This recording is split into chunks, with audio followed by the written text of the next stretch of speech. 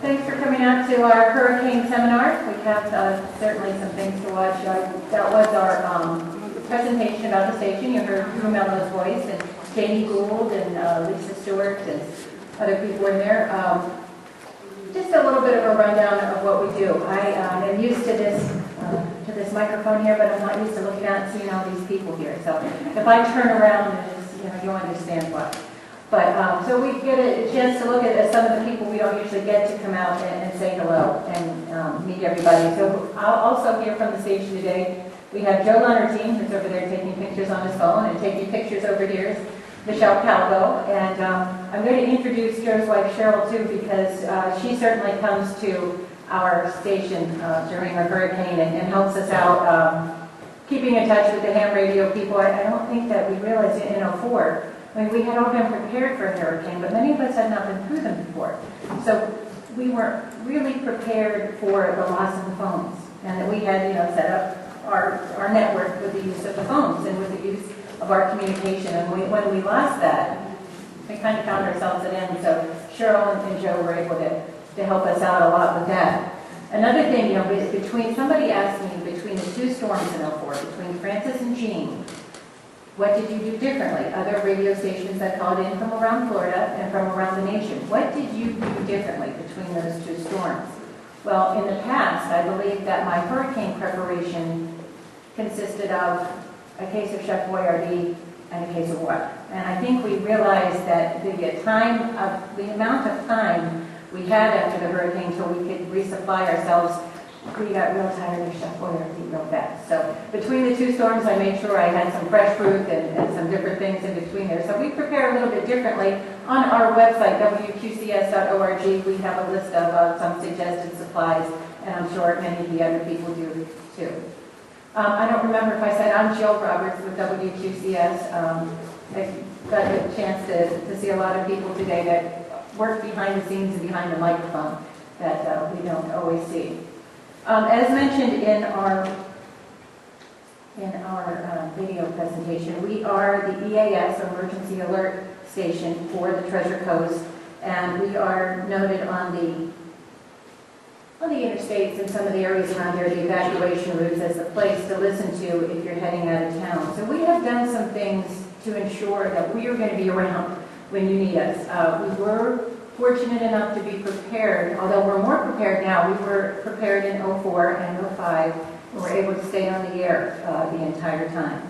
We have strengthened our tower. We rebuilt our tower. It is supposed to withstand winds of 200 miles an hour or more. So we've done everything we can to strengthen. We have an emergency backup generator.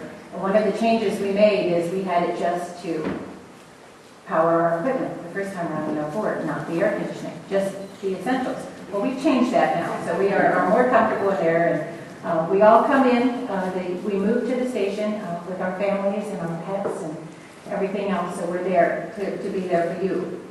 Some of the other things that we've done is after 2004, we realized that just like we did, people had things they had to learn, well, in preparing for a hurricane. So some people ran out of batteries. Some people wanted, information just when they wanted it. So we got together with our emergency and management officials from all of the counties that we serve and set a time so that you know when you can tune in to hear news from your area. Because here in Stewart, the information from the New County doesn't do you a whole lot of good. You might not want to sit through all that. So we have brochures in the back that allow us to let you know when you can tune in to hear your information. If you live in Okeechobee County, the updates are at 7 a.m., 11 a.m., and 6 p.m. And this is after the storm passes. When you want to know what are the curfews, what stores are open, what is the timetable for getting back on with power, because the officials in that area can address all of that information. For St. Lucie County, you can hear information at 8 a.m., noon, and 5 p.m. And then Port St. Lucie wanted its own update, so we do those at 8:30, 12:30, and 5:30. Martin County, we give updates at 9 a.m., 1 p.m., and 6:30. And Indian River County has only two updates at 10 a.m. and 4 p.m. So those are some of the things that we do to help you all know when to tune in. We also learned in '04 that some of the other radio stations went off the air, and we had the facilities to keep on broadcasting. So many of them came and joined with us. So as much as you might hear about competition in the media, when it comes time to give information to the public, we all work together. We had La Gigante come, and they provided us with Spanish language translations. Now again, we don't have a time set for those, but we will set a time for when we will give those translations so people who know, when to turn in. And we are also working to get somebody who might be able to give a Creole translation as well. We'll give them just, a quick update just so everybody can keep up to date, because we also learned during that period of time, we opened our phones for a while, let people call in and talk about what they were experiencing as the storm passed and what they might be scared. We had a child called in who was scared. We had one couple called in, they moved their horse into their house. It was in their dining room. So everybody, I have to say, after the storms passed, we had a lot of people say, whatever happened with the horse?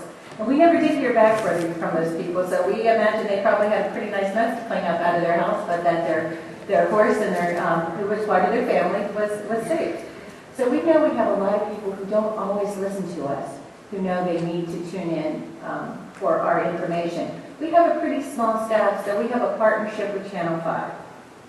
So should it come to an area, when we need to rest our staff, or give people a reprieve, because we learned that was important too. I think we all thought we'd be in there and we'd be working with the team, but we really get tired. So you need to rest your staff. So we have an agreement with Channel 5 so that we can air some of their interviews and some of their information as well. Again, that's pretty much as the storm approaches. Afterward, there's just so much information. There's just so much information to get out that's pretty much what we can do on our own. We have partnerships, as we said, with other radio stations. During Francis and Jean, we also, because we have this facility that is going to be up and running afterward, the newspaper people came by. If they needed a place to recharge their laptops, or we could place just to sit down and put their stories together, we could give them a studio where they could recharge. A lot of the television stations came in and stayed with us during the storm and went out afterward. We also had one of the cell phone companies wanted to be there so that as soon as the storm was over, they could send their people out with their backup generators for their towers. And Telemundo stayed with us for a period of time. So we really became a place that was, sort of headquarters for everybody. We were glad to be able to do that. So we have the information on our website, and as it comes to the approach of the storm, we will go with wall-to-wall coverage. We have worked that out. Probably not until we're under a hurricane warning or something like that.